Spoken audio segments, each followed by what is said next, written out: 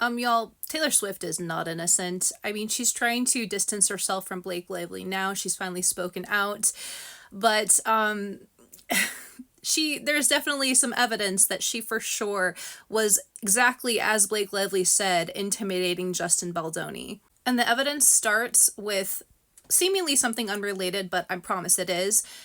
The original composer of It Ends With Us got fired and was replaced with a brand new composer last minute who was the composer of Deadpool. Blake Lively reached out to him and said, "Hey, can you do this in a week?" And he was like, "No, but I can do it in 3." Anyways, here's the clip.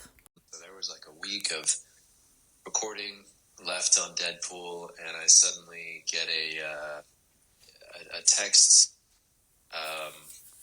from Blake, and she sent a little video saying, I'm doing this thing, need a score.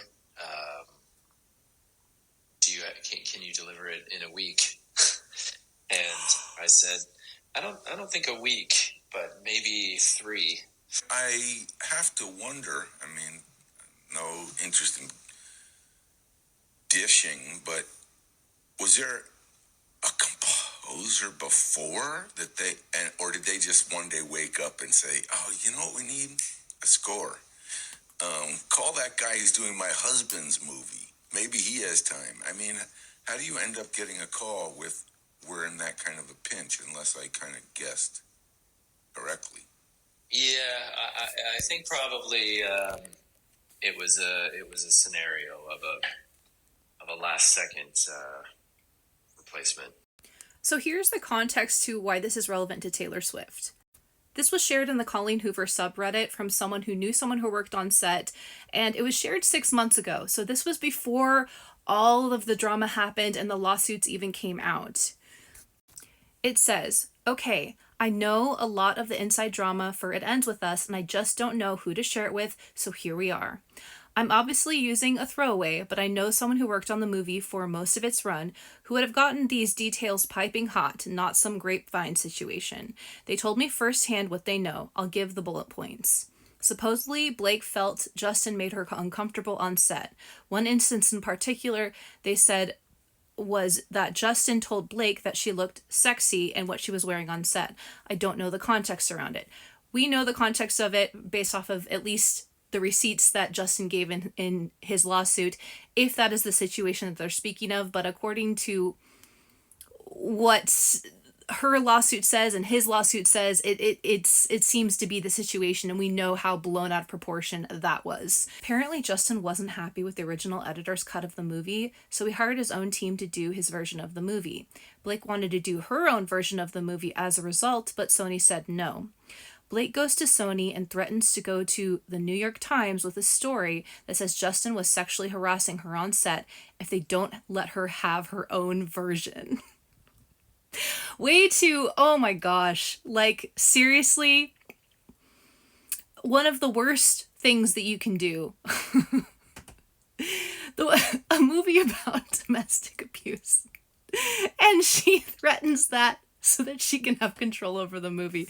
Oh my god. Okay, I gotta keep going. Sony freaks out and says, "Okay, whatever you want. Justin is banned from the Sony lot. I don't think forever, just for the run of the movie, but I could be wrong." Blake hires T Swift's music video editors to do her version while she's filming in Italy for something. Blake has a friends and family screening to get thoughts with lots of A-listers, Ben Affleck, Bradley Cooper, I think, etc., etc. Everyone is like, what? This movie makes no freaking sense. Blake realizes she needs to hire an experienced film editor to fix it. Blake uses a T Swift song in the movie that the studio loves having in there. T Swift finds out that the original composer for the movie is someone she worked with in the past that was mean to her, and she says it's either me or him. Sony fires that composer to keep the Swift song. I think that's everything I know. I mean, you may not consider it proof, but it is at least evidence, and all of the stories corroborate. I mean, when Justin Baldoni talks about the whole, situation where Ryan Reynolds and Taylor Swift basically showed up and, took over the work meeting, according to what I remember and understand. Like, that was a confrontation, right? And that is what she was referring to in her Khaleesi text. Like, Blake Lively herself kind of confirmed it when she called them her dragons. And then the interview with the composer who was working on Deadpool, who was hired by Blake and needed it done in a week, and he himself believes he was likely replacing a composer last minute.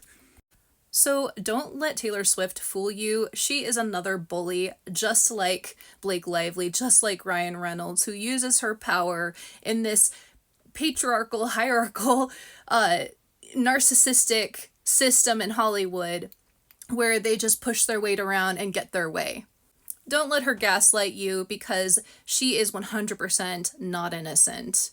In my opinion, allegedly. Don't sue me, please. Thank you. But Justin Baldoni, you should definitely sue her.